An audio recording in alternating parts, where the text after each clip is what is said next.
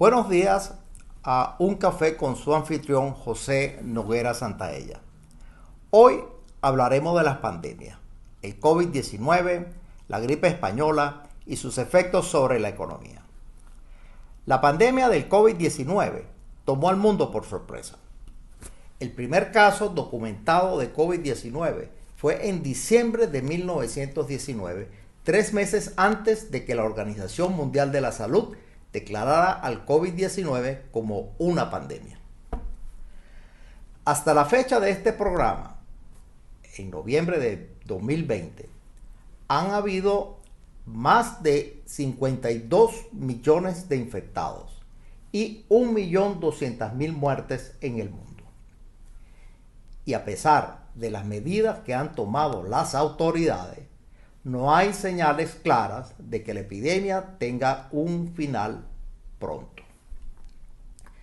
La última pandemia conocida ocurrió en 1918, la gripe española, llamada así porque al principio se pensaba que había provenido de España, porque los países en guerra, para no alarmar a sus poblaciones, simplemente ocultaron que estaba ocurriendo una epidemia en sus respectivos países.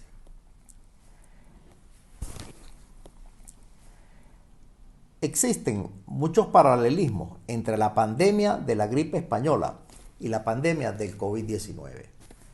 Ambas fueron enfermedades respiratorias causadas por un virus.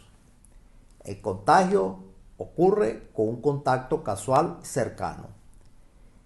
Ambas epidemias se regaron por todo el mundo en unos pocos meses. Y en ambos casos se han usado recursos no farmacéuticos como el distanciamiento social y el uso de las máscaras para controlar el contagio. Aunque en el caso de 1918, durante la pandemia de la gripe española, las restricciones fueron mucho menos estrictas. Hay dos grandes lecciones que podemos aprender de la pandemia de la gripe española. La primera lección está relacionada con la salud. En ambos casos, los efectos sobre la salud han sido grandes y difusos. Y en ambos casos hay estadísticas que son inexactas. La gripe española mató unas 50 millones de personas y unos 100 millones de personas adicionales estuvieron en el corredor de la muerte. Es decir, estuvieron a punto de morir, aunque al final se salvaron. No obstante, la mayoría de los que contrajeron el virus al final sobrevivieron. Y en ambos casos, la recuperación de la enfermedad con frecuencia no fue completa, sino que les dejó a quienes la sufrieron como legado un elevado riesgo de mortalidad y condiciones fisiológicas que nunca se curaron. Entre quienes sufrieron las peores condiciones de salud estuvieron los bebés de madres con malas condiciones de salud o con un estatus socioeconómico más bajo. Y entre las variables que más han afectado la expansión de ambas pandemias estuvieron la densidad de población y la contaminación del aire. Mientras que en ambos casos también se han utilizado medidas no farmacológicas para frenar la expansión.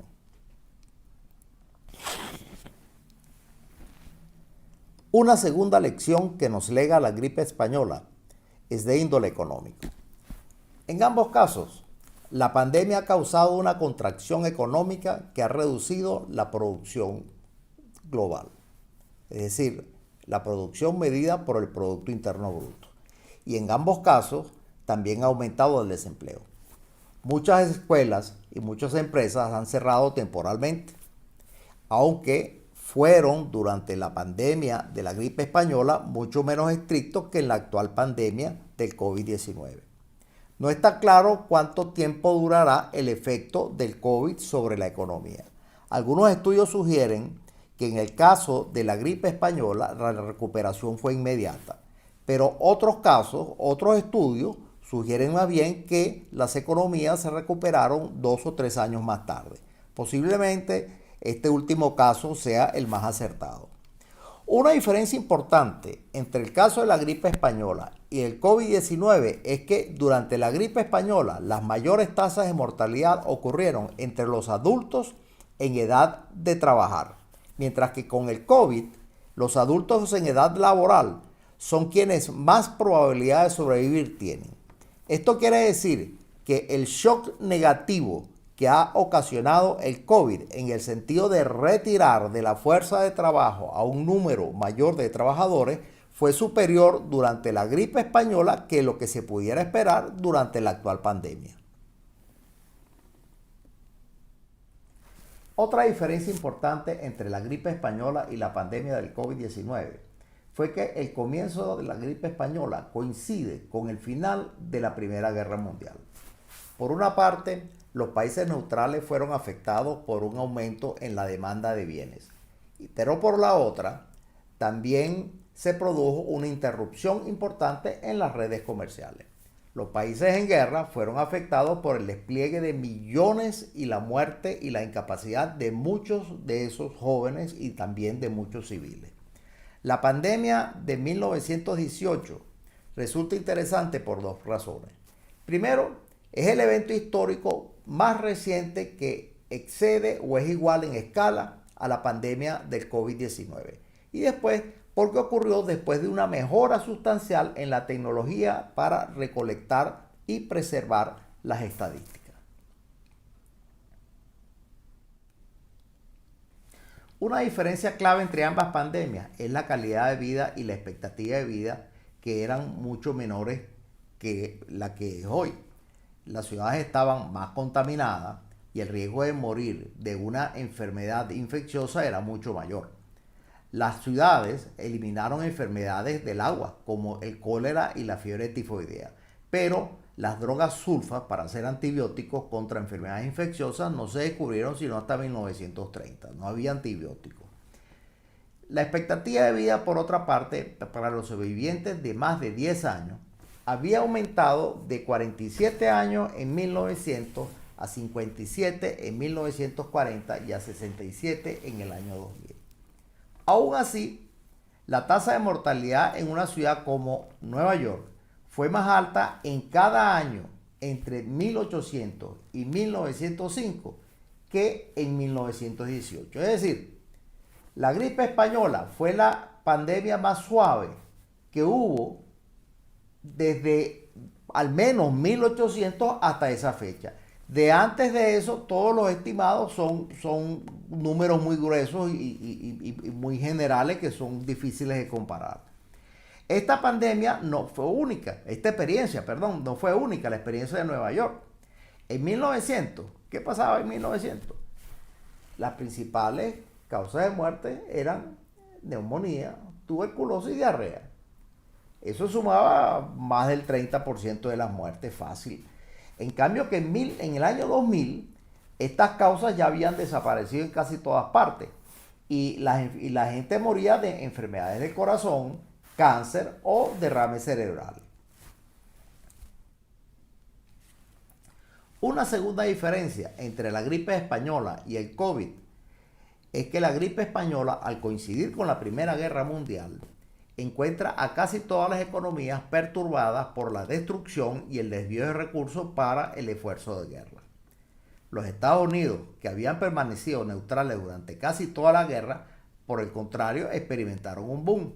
Sin embargo, muchos bienes aumentaron su precio 2 y 3 veces.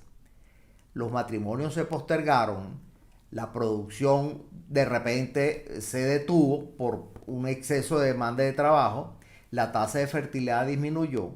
Lo cierto es que la pandemia de la gripe española en 1918 y 1919, aunque fue breve, fue muy severa. Por otra parte, es bien sabido cuál es el origen del COVID-19. Este fue en la ciudad de Wuhan, en la provincia china de Hubei. Pero no obstante, no se tiene claridad dónde se originó la gripe española. Algunos estudios dicen que la gripe española se originó en Francia, otros dicen que en China. Unos otros estudios incluso dicen que fue en el estado de Kansas de los Estados Unidos.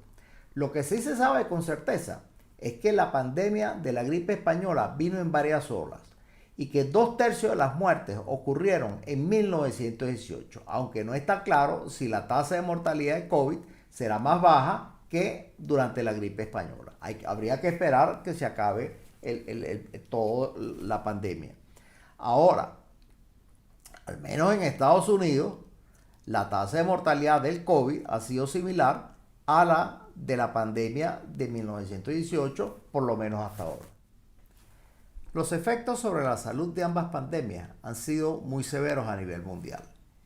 El COVID-19 ha infectado a millones en el mundo y matado a cientos de miles en los primeros 6 meses de la pandemia.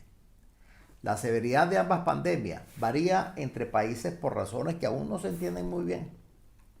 Los países con las mayores tasas de muerte son países de alto ingreso: Bélgica, España, Reino Unido, Francia, Italia, Suecia, Estados Unidos y algunos países de ingreso medio como Brasil, Perú y Chile. Lo que indica que la mortalidad está relacionada positivamente con el ingreso per cápita de los países. Por el contrario, el país que más sufrió durante la gripe española fue la India, donde murieron entre 10 y 20 millones de personas, seguido de China, donde murieron entre 4 y 10 millones de personas. En total, en Asia, murieron entre 26 y 36 millones de personas durante la gripe española. Mientras que en África y en Europa, en conjunto, apenas murieron 2,5 millones de personas. Y en el continente americano, Norteamérica y Suramérica, apenas 1,5 millones. La severidad de la pandemia también varió significativamente de país en país. En la India, por ejemplo, murió alrededor del 5% de la población, mientras que en Dinamarca murió apenas el 0,3%. ¿Qué hizo variar tanto la severidad de la crisis de la gripe española? Por una parte, el ingreso estuvo negativamente relacionado con la severidad. Por otra parte, un aumento del 10% en el ingreso está asociado con una disminución del 10% en la tasa de mortalidad. ¿Qué puede explicar la severidad de las pandemias? En el caso de los Estados Unidos, por ejemplo, hasta la fecha, el COVID ha infectado a más de 11.300.000 personas y ha matado a más de 250.000 personas. Las ciudades y los estados más golpeados al principio han experimentado tasas decrecientes de infecciones y muertes en el verano. Y las menos golpeadas inicialmente tuvieron tasas crecientes, pero los vecindarios más pobres tienen desproporcionadamente mayores contagios que los más ricos. Para explicar todo esto existen 4 hipótesis fundamentales. Ellas son, primero, los niveles de salud y de pobreza antes de la pandemia. Segundo, el uso de recursos no farmacéuticos. Tercero, el momento en que empieza y la proximidad a las bases militares. Y cuarto, la contaminación del aire. Concentrémonos ahora en los efectos económicos de la pandemia. ¿Cómo afectaron ambas pandemias a la economía? El efecto inmediato ha sido un shock negativo en la fuerza de trabajo. En el caso del COVID, la menor fuerza de trabajo fue ocasionada por la cuarentena y en menor medida por las muertes. La pandemia de la gripe española mató o incapacitó desproporcionadamente a muchos adultos en edad de trabajar, aunque mucha de esta evidencia ha estado contaminada por la Primera Guerra Mundial. La pandemia y la Primera Guerra Mundial redujeron el tamaño de la fuerza laboral y aumentaron los salarios. Al haber una menor cantidad de trabajadores disponibles, pues la demanda de trabajo siendo la misma, el salario aumentó. Los militares muertos durante la Primera Guerra Mundial habrían sido casi exclusivamente hombres en edad laboral. Y debido a que la pandemia de la influenza tenía una curva de mortalidad en forma de W, mató a un porcentaje mayor de adultos en edad productiva que una influenza atípica. La mortalidad per cápita durante la Primera Guerra Mundial y por influenza per cápita predicen el crecimiento salarial de 1914 y 1919 y son estadísticamente significativas. A corto plazo, el COVID-19 ha conducido a una caída histórica en la economía global. La OECD proyecta una caída del Producto Interno Bruto Global de entre el 6 y el 7,6% y un aumento en el desempleo de entre 3,8 y 4,6% en 2020. Estas proyecciones resaltan el efecto restrictivo de la pandemia. También traen un alto grado de incertidumbre. Ahora, una pregunta importante es si una pandemia global siempre causará una crisis económica. La experiencia de la gripe española nos puede decir algo.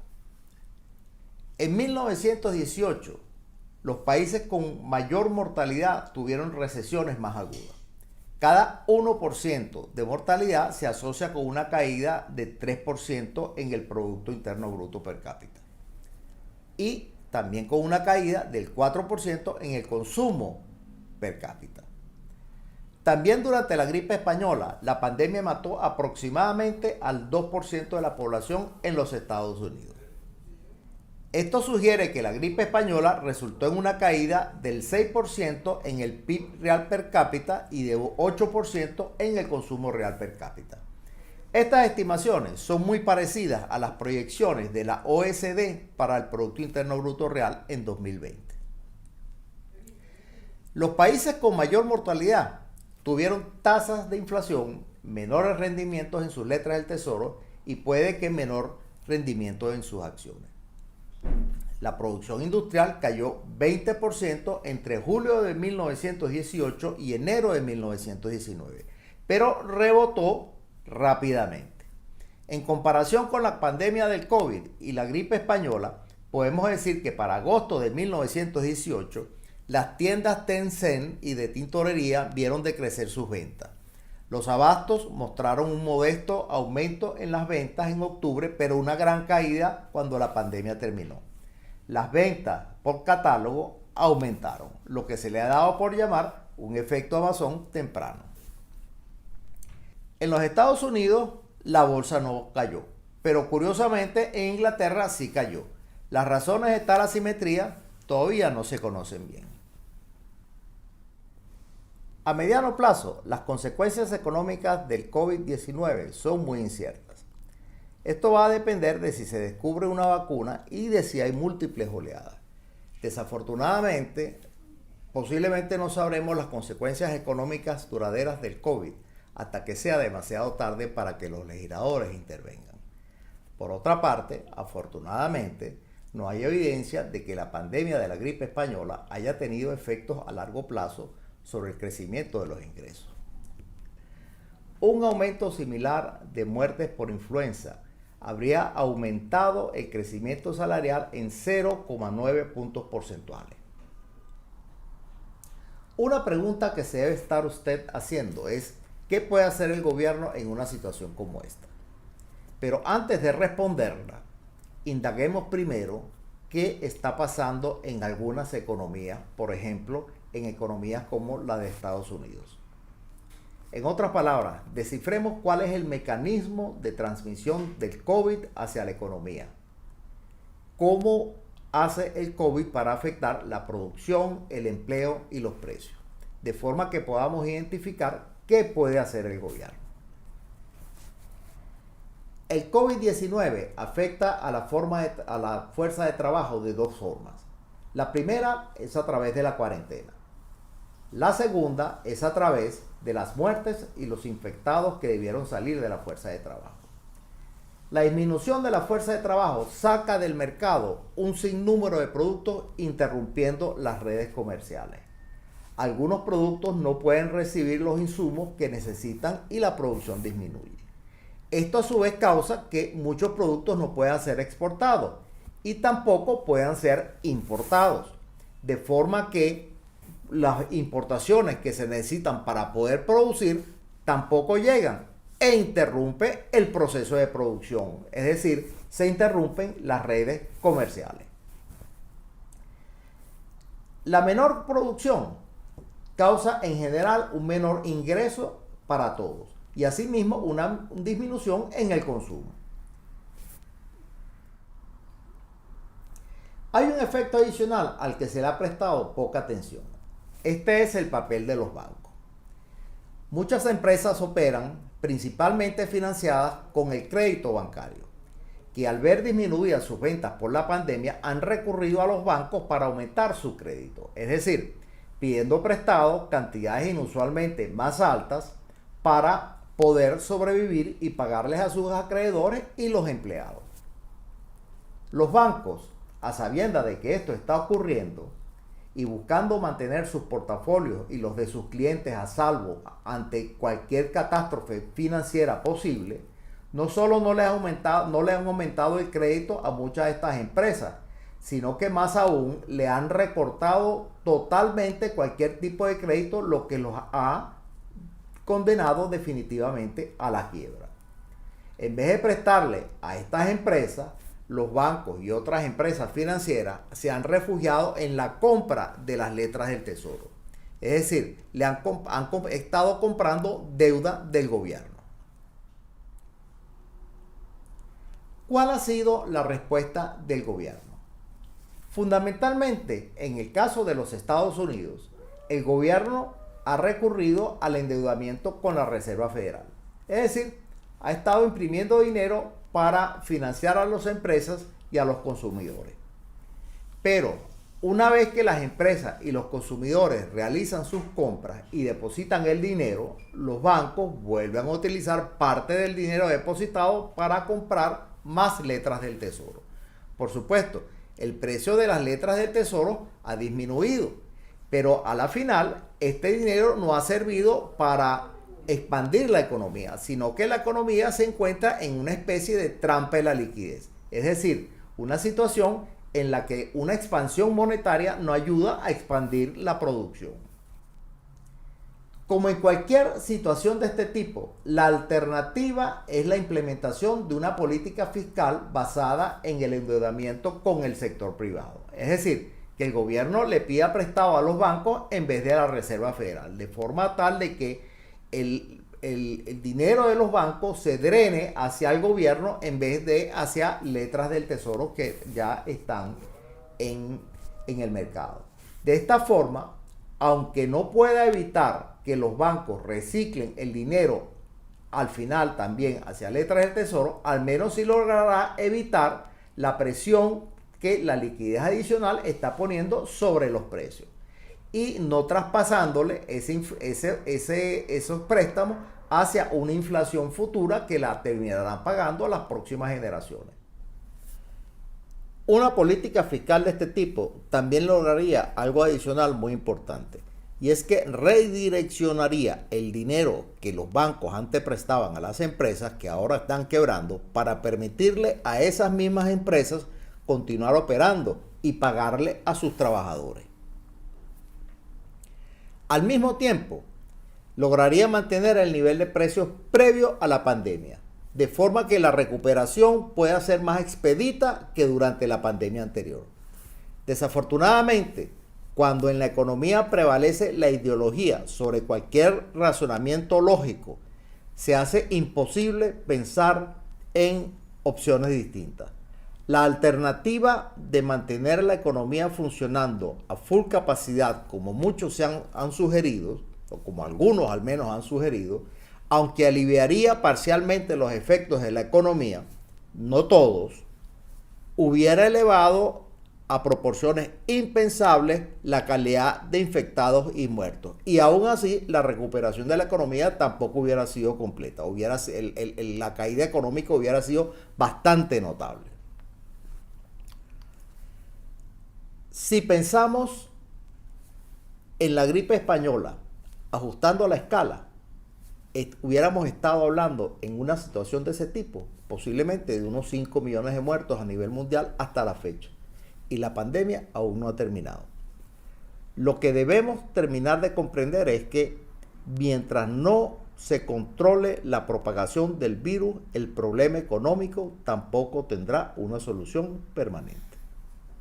Estimados amigos, aquí concluye Un Café con José Noguera.